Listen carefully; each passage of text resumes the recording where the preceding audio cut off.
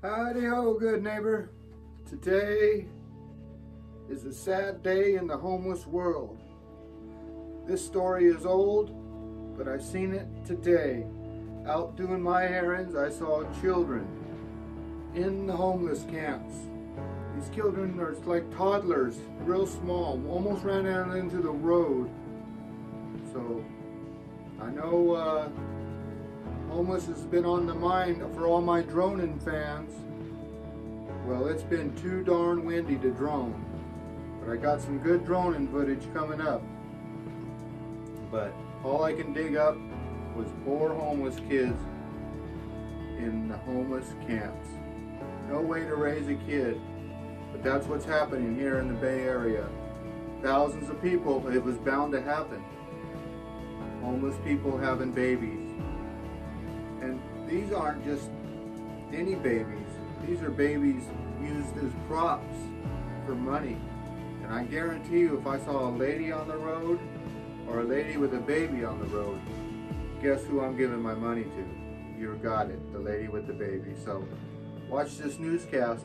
Tell me what you think about women with babies on the streets of San Francisco.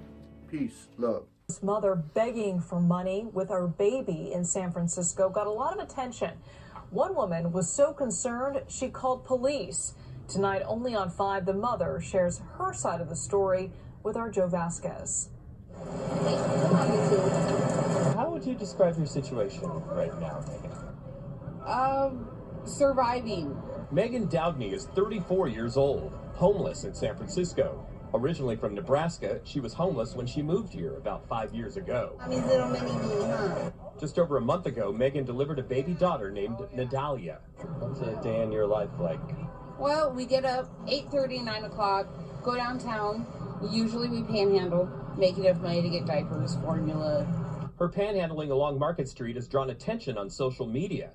Olya Levtushenko posted these photos on Facebook, expressing concern about whether the mother is capable of taking care of her weeks-old baby. She's using this child to make money. I think situations like this should be treated as seriously as human trafficking and prostitution. Basically, all they're doing is, what it amounts to is harassment. I've asked them several times, you know, please don't film me, don't film my baby.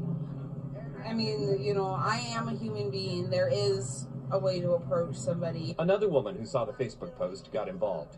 She ended up calling the cops because she says the baby looked discolored, bluish. Paramedics and then a doctor at the hospital determined the baby had low blood sugar. It might have been a blessing in disguise because I don't know how low her blood sugar would have gotten. Yeah. There are many different ways that you can help. Deborah Edelman is with Hamilton Families, which runs the emergency family shelter where Megan is staying for the next few months while she waits for housing. City numbers show a decline in the number of homeless families in San Francisco over the last 6 years, 229 in 2013, down to 190 in 2017. But Edelman says fewer of those families are now getting placed in shelters or housing. What we've seen change from last year to this year is the amount of families who report as being unsheltered, meaning those families who stay in cars, tents, uninhabitable living situation. Megan and baby Nadalia are considered a sheltered family. They spend their nights inside the Hamilton Family Shelter, which provides 3 meals a day, a health clinic, also the opportunity to take parenting classes, and the possibility of longer-term housing. Is you making faces?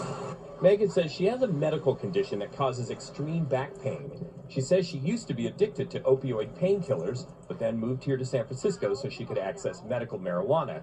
She now insists she is free of pills and alcohol for the baby.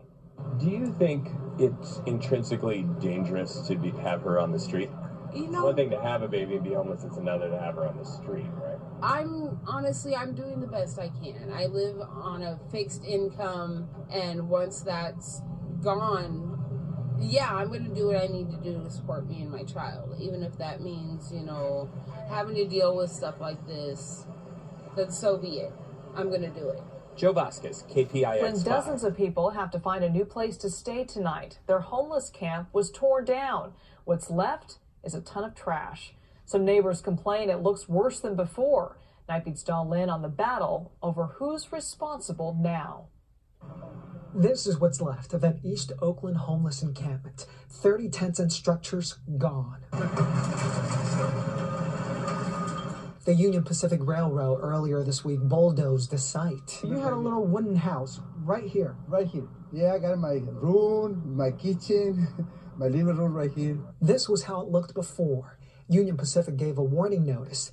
Problem was, they came a day late, so people thought they weren't coming and moved their stuff back. We got railroaded. Union Pacific says it's private property and it's way too dangerous for families and kids to live near the tracks. We went in to do a cleanup effort, for safety reasons, because the last thing we want is somebody or something getting hit by a train.